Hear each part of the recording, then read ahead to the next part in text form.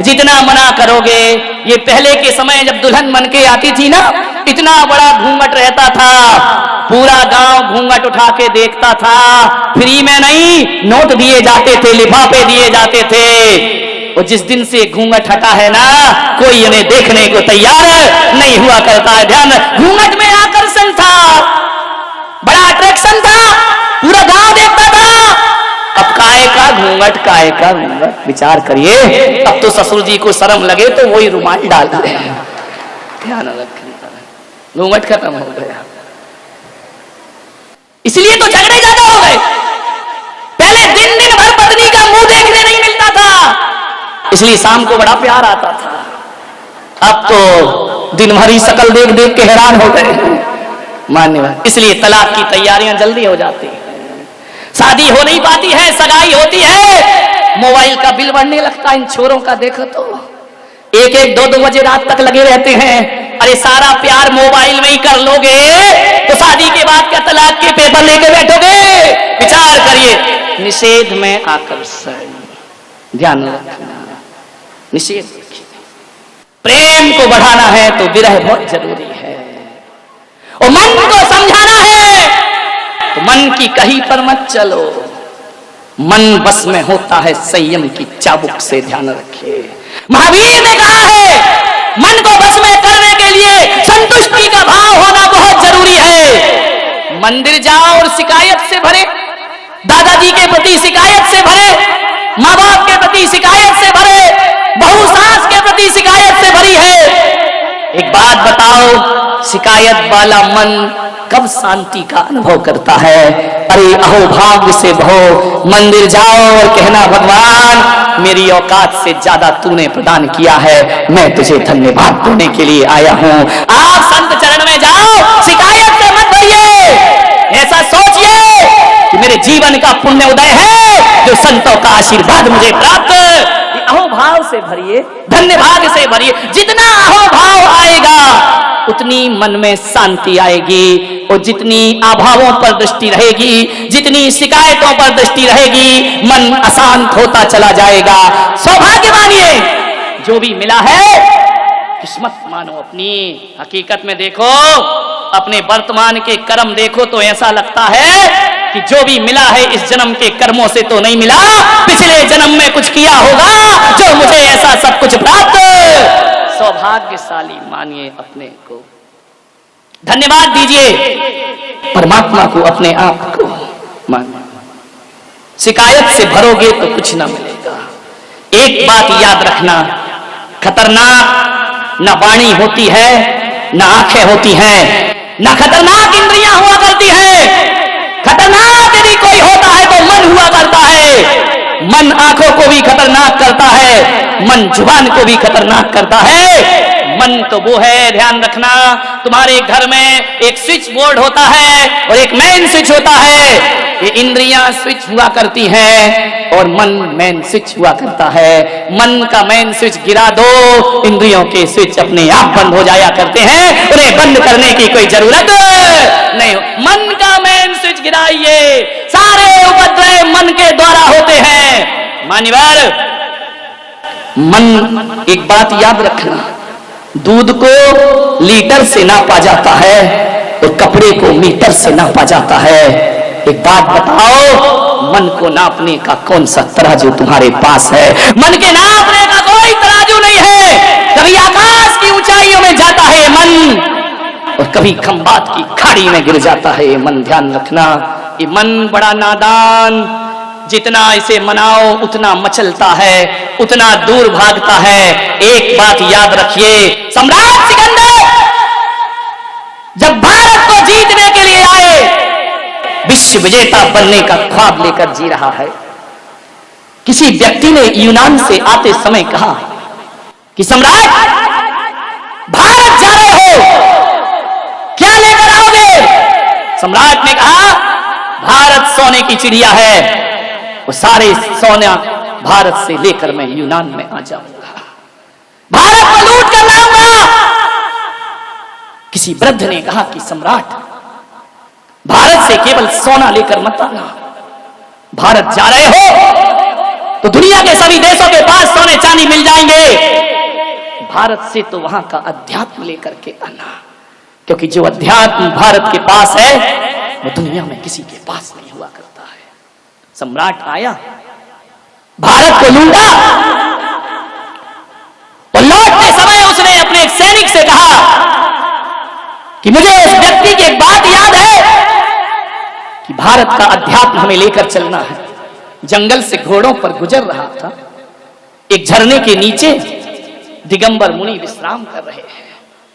सैनिक पहुंचा, नग्न दिगंबर काया, हाथ का सिरहाना, धरती बिछाना, आकाश ओढ़ना।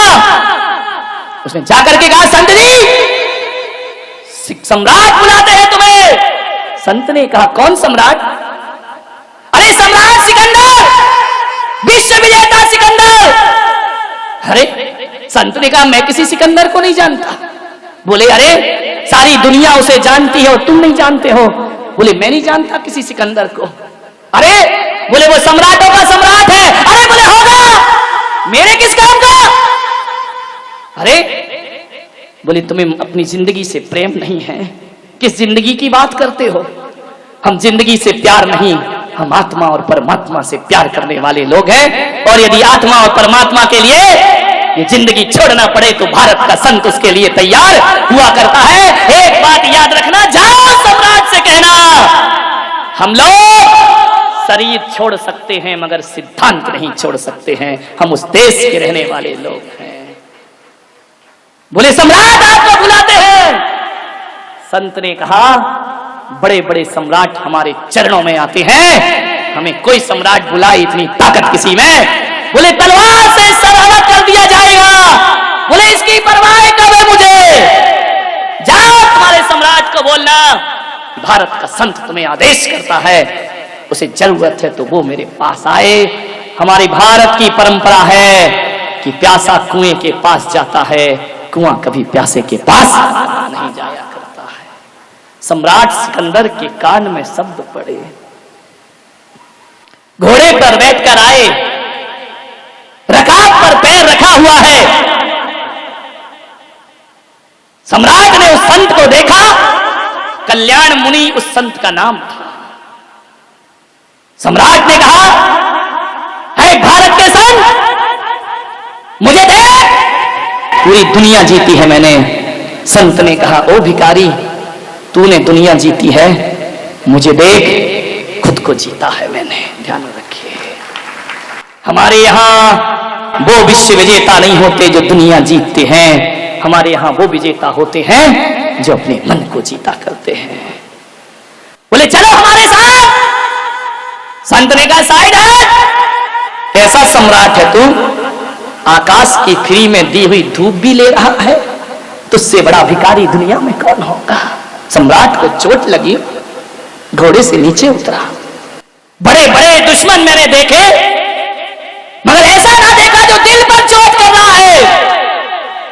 उसने कहा कि संत जी, मेरे एक वृद्ध ने कहा है कि भारत से जब लौटो तो अध्यात्म लेकर के लौटना, मैं तुम्हें अपने देश ले जाना चाहता हूं। संत ने कहा, जानता है अध्यात्म क्या होता है? जरा एक बात बता सिकंदर, ये जो सारी दुनिया में लूट खसोट कर रहा है तू, ये सारी दुनिया को जो जीत रहा है, बोल इसके बाद तू क्या करेगा? बोले, मैं पूरे विश्व को जीत लूंगा। सम्राट, जरा ये बता तू करेगा क्या उसके बाद? बोले, उसके बाद शांति से रहूंगा, शांति से जीऊंगा, शांति से खाऊंगा, शांति से पीऊंगा, पूरी दुनिया पर हुकूमत करूंगा। संत ने कहा, पागल, इतने से के लिए इतना बवंडर? बोले, क्या मतलब? बोले, शांति से जीने के लिए इतनी बड़ी अशांति क्यों करता है? बोले, समझ नहीं पाया मैं। बोले, पागल, शांति के लिए दुनिया नहीं जीती जाती, शांति के लिए तो खुद को जीता जाता है, मन को जीता जाता है। अरे सारी दुनिया जीत कर भी तू शांति नहीं पा सकेगा। आ मेरे पास बैठ, तो सारी दुनिया को ठुकरा के आत्मा की शांति को प्राप्त कर। एक बात याद रखना ग्वालियर वालों, तुम सोचते हो कि एक मकान बन जाएगा तो शांति मिलेगी, बीबी आएगी तो शांति मिलेगी, बच्चे होंगे तो शांति मिलेगी, दौलत कमाऊंगा तो शांति मिलेगी। सब कुछ तो करके देख लिया, मरते दम तक भी शांति ना मिली। मंदिर की शांति धाराओं ने भी शांति ना दी, शांति विधान ने भी अशांत ही बना करके रखा। मैं आपसे मेरा निवेदन है, एक बात गांठ बांध लीजिए कि शांति साधनों से नहीं मिला करती है, शांति तो परमात्मा की साधना से प्राप्त हुआ करती है। ध्यान रखिए, साधना चाहिए, साधनों से कभी शांति मिली है क्या?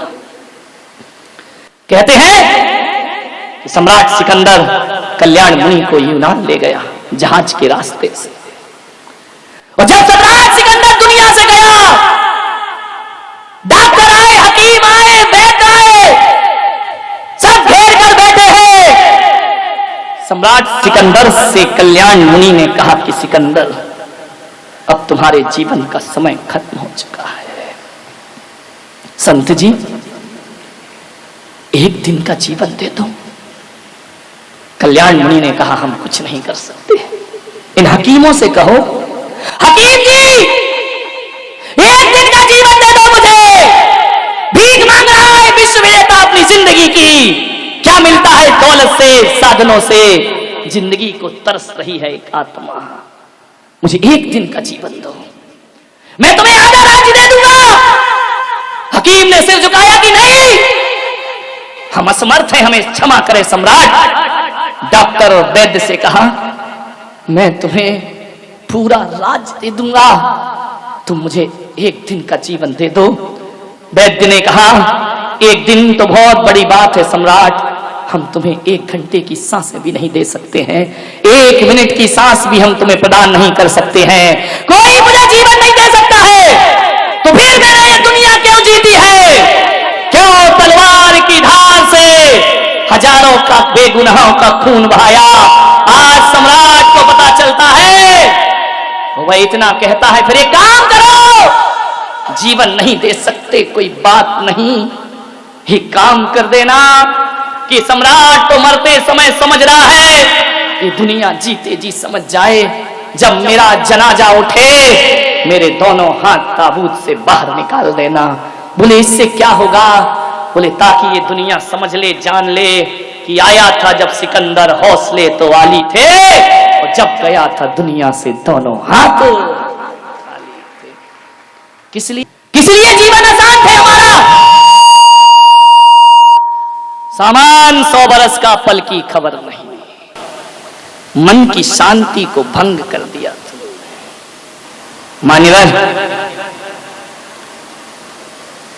एक संत किसी गृहस्थ के घर रात रुका, काले कपड़े पहना था। गृहस्थ ने पूछा, मैंने भगवा संत तो देखे हैं, पीतांबर संत देखे हैं, श्वेत वस्त्र वाले संत देखे हैं, निर्वस्त्र संत देखे हैं, तू कैसा काले कपड़े पहन करके घूम रहा है? उसने कहा, ये मेरे शोक के कपड़े हैं। बोले किस बात का शोक है संत को? बोले मेरे क्रोध मान माया का अंत हो गया है, उसका मातम मनाते घूम रहा हूं मैं। बोले क्रोध मान माया का अंत हो गया? बोले हां, उसके मातम में मैंने ये मातमी कपड़े पहने हैं। तो गृहस्थ ने कहा अपने नौकर को, इस संत को धक्के मारो और बाहर निकाल दो, इसे अपमानित करके बाहर करिए। नौकर ने धक्के मारे, बाहर निकाला गया। संत ने कहा वापिस आ जाओ, गृहस्थ ने कहा वापिस आओ, फिर लौट कर आ गया। जैसे ही आया, नौकर से कहा फिर धक्के मारो। कहते हैं 10 बार धक्के मारे, 10 बार बुलाया, संत फिर आया, फिर गया, फिर आया, फिर गया। सदग्रस्त ने कहा कि अब मैं कह सकता हूं कि तेरे क्रोध मान माया का अंत हो चुका है, तू महान संत है। मालूम है उसने क्या कहा? तूने 10 बार बुलाया, अंदर बुलाया, बाहर भेजा, और मैं आ गया, मुझे गुस्सा नहीं आया, ये मैंने क्रोध जीता है। और तू कह रहा है महान संत है, तो मैं कोई महान संत नहीं हूं। अरे एक कुत्ते को भी 10 बार मारो और रोटी दिखाओ तो फिर जाता है, फिर लौट करके आ जाता है, फिर जाता है, फिर लौट करके आ जाता है। अरे मैं बार बार आ गया तो कोई बड़ा काम नहीं किया, ये काम तो एक कुत्ता भी अपने जीवन में कर लिया करता है। इसमें कौन सा बड़ा काम कर दिया, इसमें कौन सा महान जीवन हो गया मेरा। मान्यवर, कुत्ते को दुत्कारो तो भागता है और कुत्ते को पुचकारो तो पास में आ जा। ऐसे ही मेरा जीवन है। तुमने धक्के मारे तो मैं चला गया और तुमने प्यार से बुलाया तो मैं लौट करके वापिस। ये होती है जीवन की शांति। मानिवर, संत तुकाराम की पत्नी बड़ी झगड़ालू, इतनी झगड़ालू कि जब वो खाने को बैठे तो थाली फेंक दे उनके ऊपर। तुकाराम कुछ नहीं, चुपचाप शांति से भोजन करते जाएं करते जाएं। एक दिन इतनी गुस्से में आई कि ठंडी के दिनों में उस पत्नी ने मटके का ठंडा पानी तुकाराम की सिर से डाल दिया। तुकाराम ने कहा, अभी तक तो मैं समझता था कि मेरी पत्नी ज्वालाबाई है, आज पता चला कि ये शांतिबाई भी बना करती है। ध्यान रखिए मान्यवर, बहुत कठिन काम है, प्रयास करें। एक व्यक्ति मेरे पास आया, बोले महाराज मैं संन्यास लेना चाहता हूं। तो मैंने कहा देर किस बात की है, अब तू सोच क्या रहा है, इतने अच्छे भाव बने हैं, चल साथ में। बोले महाराज जब तक प्रवचन सुनो लगता है सब छोड़ो। तो मैंने कहा बस उसी दिन छोड़ दे। बोले मन तो बहुत है कि मैं संन्यास ले लूं। तो मैंने कहा ले क्यों नहीं रहा है, मन को देखो कितना चंचल है। बोले महाराज आज जब मैं घर से आ रहा था, पत्नी ने 3 बार हाथ पकड़ा, तुम संन्यास मत ले लेना, मैं मना कर रही हूं तुमको, महाराज के पास खूब जाओ लेकिन महाराज के साथ मत जाओ, ध्यान रखना। बोले महाराज मेरी इच्छा बहुत है, पत्नी राजी नहीं है, वो रोकती है।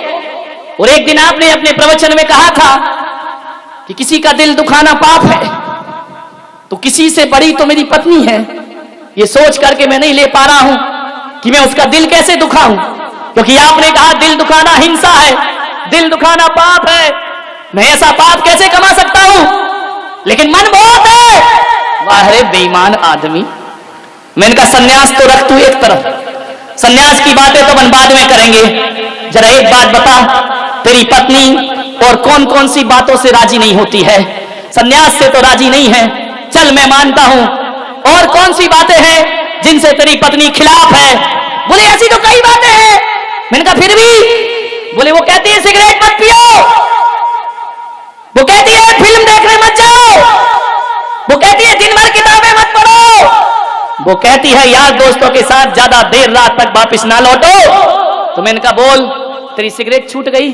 बोले नहीं छूटती नहीं, बहुत कोशिश करता हूं। तो मैंने कहा पागल तू उसका दिल दुखा रहा है, हिंसा का क्या होगा, बोल पाप लगेगा या नहीं लगेगा। संन्यास लेने में उसका दिल दुखेगा, सिगरेट पीकर दिल दुखाए जा रहा, सिगरेट फूंके जा रहा है। अरे उस समय तो सोच हिंसा लग रही है, पाप हो रहा है। बोल झूठ बोलने को पत्नी मना करती है। मैंने कहा झूठ बोलना छोड़ दिया। बोले नहीं छोड़ा। तो मैंने कहा पागल पत्नी तो कई चीजों को मना करती है, लेकिन तेरी समझ में एक सन्यासी आया कि उसने मना किया और मैं ले लूंगा तो दिल दुखेगा। अरे सिगरेट में भी दिल दुखता है, तू जो आवारा जल्दी करता है। बेचारे मन की चालाकियां तो देखो, कैसे सन्मार्ग से बचाता है अपने आप को। मैंने कहा केवल सन्यास का दुख नहीं देना चाहता तू, बाकी सारे दुख उसके हवाले तूने कर रखे हैं। अरे सोच तो विचार तो कर, मन बड़ा चंचल है, सन्मार्ग से पीछे जाता है, सन्मार्ग से घसीटता है हमें। कितने तर्क निकाल लेता है मन, विचार करिए। महाराज मुझे आपसे बात कहना तो नहीं चाहिए, फिर भी कह रहा हूं, बुरा मत मानना। बात तेरे क्या मानूंगा तो मानूंगा, तू बोल दे जो बोल रहा है। मैं उसी समय समझ जाता हूं कि तू तो बुरा ही मानने वाली बात बोल रहा होगा, तब तो कह रहा बुरा मत मान। ये बड़े चापलूस लोग होते हैं, ध्यान रखिए। माने आओ मन की शांति की तलाश करें। छोटे से सूत्र दे रहा हूं, आओ मन मन को कैसे जीते। पत्नी किसे बुरी लगती है? पत्नी बुरी नहीं लगती। पत्नी जो अशांति फैलाती है वो अशांति बुरी लगा करती है। बच्चे किसे बुरे लगते हैं? बच्चे किसी को बुरे नहीं लगते।